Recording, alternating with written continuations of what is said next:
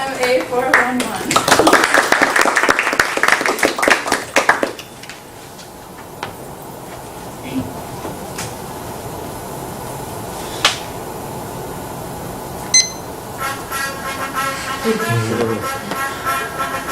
Nina, where was the song made famous?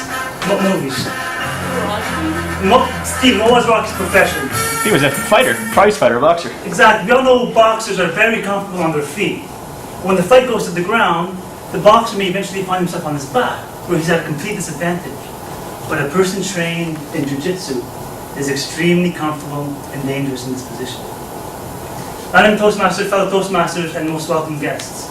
At the end of this speech, you will acquire basic mixed martial arts knowledge, allowing you to understand a general overview of the sport, so you can enjoy it with the exponentially growing audience.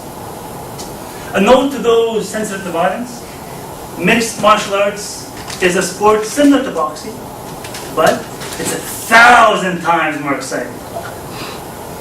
In 1993, the UFC, or the Ultimate Fighting Championship, a league, brought mixed martial arts, or MMA, the sport, to the United States.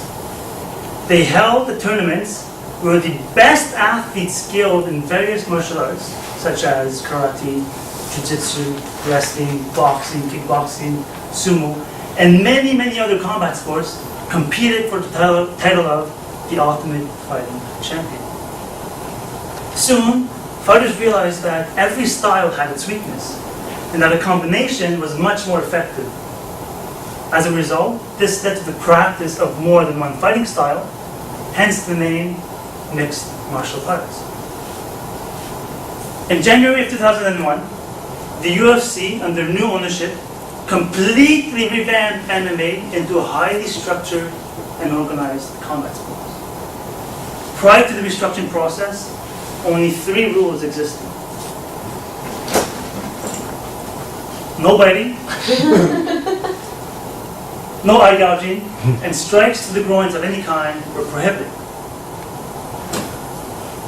The restructuring process created weight divisions for all MMA fights, where the fighters or athletes in a fight or bout must belong in the same weight division. Now, prior to the restructuring process, you had a David versus Goliath battle quite frequently. And afterwards, you had David versus David and Goliath versus Goliath. A state athletic commission, or a body that follows the principles, define the weight classes. The UFC has 5 weight divisions.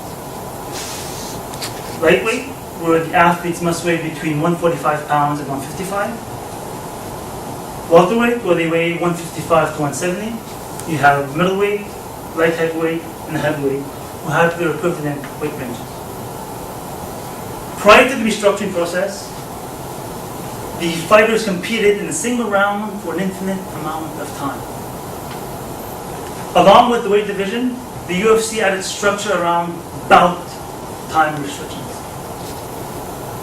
All non-title fights now are currently scheduled for 3 rounds, while championship fights are scheduled for a grueling 5 rounds. Each round is 5 minutes in duration and has 1 minute rest period between rounds. During the rest period, the fighter gets advice from his corner. Keep the pace up, he's doing good, he's getting tired. He gets stitched up with any cuts or bruises they may have, and they get a chance to catch their breath. Should the fight go to the maximum time limit, the scorecard of 3 independent judges declare the winner. A point system is used, where the judge awards 10 points to the winner of the round, and awards 9 points or less to the other. The scorecard of the decision has one of 6 outcomes. A unanimous decision, where all the judges select the same fighter as the winner. A split decision, where 2 of the 3 judges pick the same fighter, while the third selects the other. You have a majority decision, where 2 of the 3 judges pick the same fighter, while the third says it was a draw. Equivalently, you have a unanimous draw, a split draw, and a majority draw. Bouts don't always go to the distance. where the last man left standing is clearly, distinctively triumphant. And he's got one of three ways of accomplishing this task. He cuts the circulation to the brain by applying a rear naked choke, or any other submission that will cause his opponent to physically or verbally tap out. I quit. I tap out. I give up. He can barrage his opponent with punches, or put him to sleep to a point where his opponent is unable to intelligently defend himself, at which point the referee will stop the contest via technical knockout. My favorite, a strike to the face, causing the neck to turn past the point of rotation, effectively rendering his opponent unconscious, knocking him out, hence winning via technical decision. The UFC had its structure around the fight, but it also restricted what the fighters can and cannot do inside the ring. Gabriel, what was one of the three fouls prior to the restructuring process? The technical knockouts, you mean, and then the three... One of the three fouls prior to restructuring, Oh, the three the rules. three fouls. Do you remember one of the three? Yes, there's no eye gouging, no biting, and no groin. Exactly. There's no biting, no eye gouging, and strikes to the groins were prohibited. But these three fouls, they don't ensure the utmost safety of the fighter during the cage. Right? So the UFC added 28 additional fouls to the existing three, hence ensuring their safety. Some of the top cautionary fouls are as follows. Again, no eye gouging, no biting, and strikes to the groin of any kind were prohibited. Additionally, strikes to the spine or the back of the head as can cause paralysis. Spiking your opponent with cannons on his head or the back of his neck, as again can cause paralysis.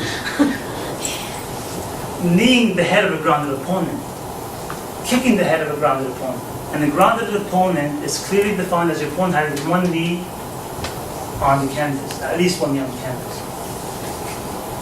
Strikes to the throat of any kind, including, but not limited to grabbing the trachea. However, applying your forearm on your opponent's forehead or throat is completely legitimate and legal. Don't you think MMA is a lot safer now than prior to being restructured?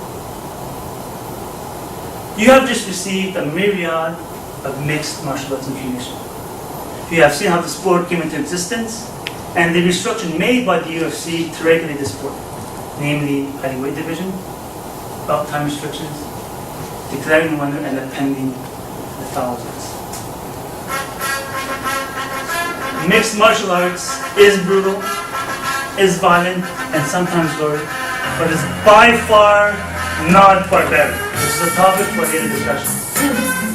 MMA has grown tremendously over the recent years, so much so that the UFC hosts and plans monthly pay-per-view events, hosted worldwide.